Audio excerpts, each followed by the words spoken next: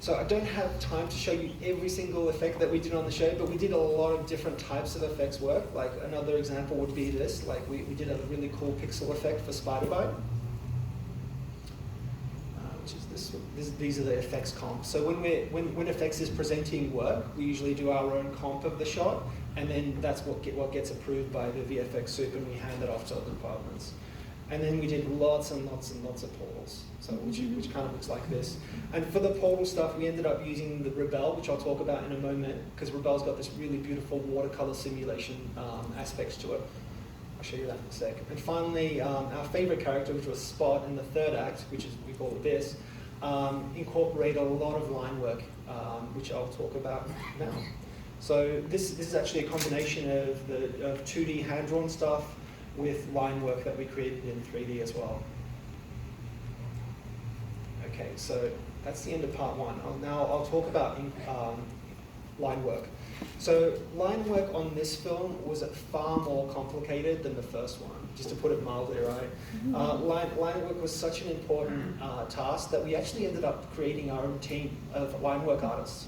And you know how in comic books you have inkers, whose job it is just to do like the ink line passes? We kind of mimicked that workflow for our film, and we had a team of 40 artists who were just doing the ink lines. Isn't that insane? But they got really proficient at doing that kind of like using the tools that we created to create the line work on the show. And the really cool part about it is when we were crewing that team, we crewed the team based on their talent as artists. We didn't crew them based on technology. Because something that I've learned again and again is that you can teach people technology. The technology stuff isn't actually rocket science, but teaching people how to be creative and artistic is a much more difficult thing. So when we were crewing the ink lines department, we crewed them very much based on their talent. A lot of them were illustrators who had never even used Houdini before.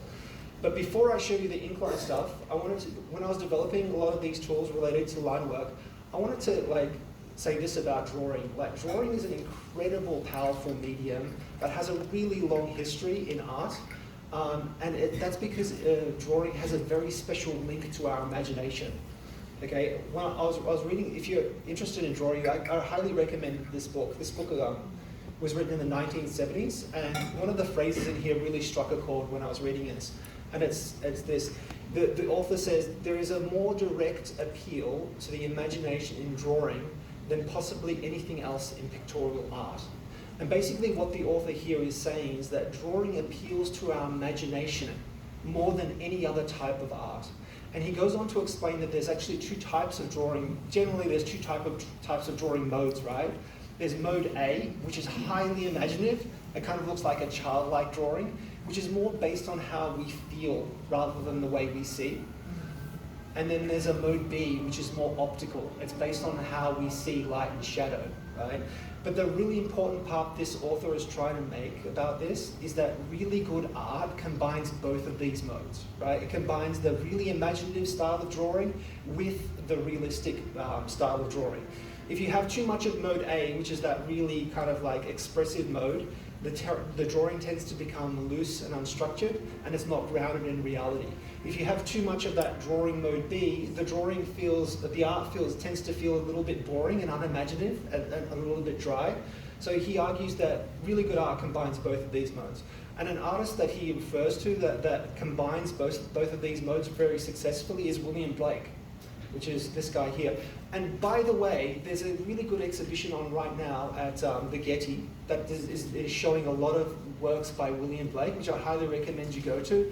When you're looking at his work, think about what I've said about the two modes of drawing, about an imaginative mode that kind of like is linked to the way we feel, and the visual mode, which is linked to the way we see. You can see it really clearly in that exhibition. I highly recommend it. It's at the Getty right now. So here's a couple more examples of his drawings. Sorry, of his art. I think he mostly worked in watercolor. Okay, so when I was reading this book, I was thinking to myself, how does this apply to CG? And I think the way this applies to CG is if we're talking about realism, about the way things look, CG is really good at that, right? Because CG emulates realism. So it's really good at hitting that mode B. what we do on Spider-Verse, and I think one of the key ingredients why our stuff looks so imaginative, is because we add that mode A. We pull our renders away from that photorealistic kind of like realism and pull it more towards kind of like linking to your imagination and the way you feel. So I'll now show you some examples of the tool that we use, right? So in the first film, we basically just did drawings like this. It was line work that was on the characters' heads and usually on their hands. So these are the kinds of drawings we did on the first film. On this new film, we still had to do these types of drawings, but we also had to do drawings on the environments. And the tricky part about that is that we had a lot of environments to do, and each of them had their own style. So if you think about, like, we were doing that kind of line work, plus drawings on environments, plus drawings on whole characters' bodies, which I'll show you in a moment. So the line work, so the task was much more complex than the first one. So for example, in India World, the kind of line work that we needed to do was really related to the 1970s Intrajar comics, which looks like this, which is kind of like very rough, very loose, sketchy, like really heavy inks. Whereas the line work in Miguel's World, which was based on the work of Sid Mead, really leans into the strong architectural styling with prominent perspective lines. And if all that wasn't hard enough, we had characters like this one, which were like Vulture, who was supposed to literally look like a drawing come to life. And we also had Miguel, who had his own line work logic, where lines had to kind of like flow off his silhouettes, like on his shoulders, for example. We also had Spider-Punk, and I'm so glad Alan spoke about Spider-Punk, because he's definitely my favorite character in the film. It's funny, when I started working on the film, I thought Spider-Punk didn't look very interesting, and I was like, oh, it's not going to go very well, but it turned out to be definitely my favorite character. We've also got Jessica, who had her own drawing style, Cyborg, and even Spot. If you look closely, Spot actually has construction lines inside of him. So construction lines are those lines that artists draw to kind of loosely define the volume and the basic shaping of a character. So like his torso might be defined as a cylinder, for example. So how did we approach these challenges? I'll start to get a little bit geeky now and show you some of the tools that we developed. Okay, so obviously all this means that we have to have really versatile tools. So we basically came up with two solutions. One of them was a procedural mode, where what we basically did is rule-based rather than handmade. So in order to show you, I'll show you what that looks like. Oops. Is that playing? Hold on, let me see. Does that play? This will play in a second.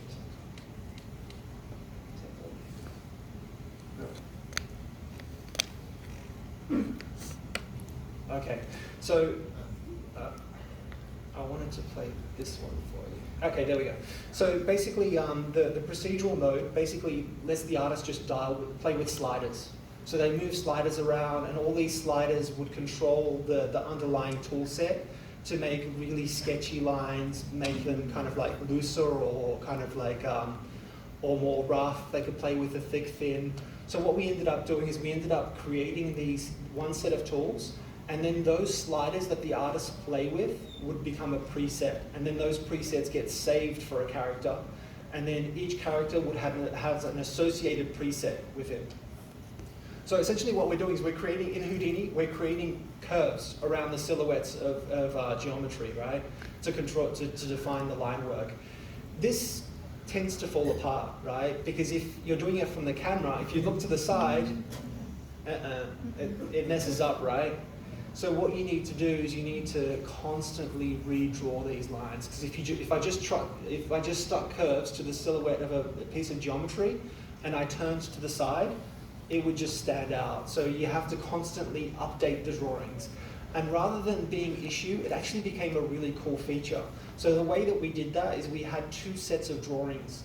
And it's this kind of, it's an idea called dual rest, where as one set of drawings is drawing on, the other set of drawings is drawing off. And your eye doesn't really notice the transition, so you kind of get this really natural looking kind of like updating of the drawings, which is this. And it works really beautifully for Spider-Punk, for example. So that's the drawings kind of like drawing on and off and refreshing.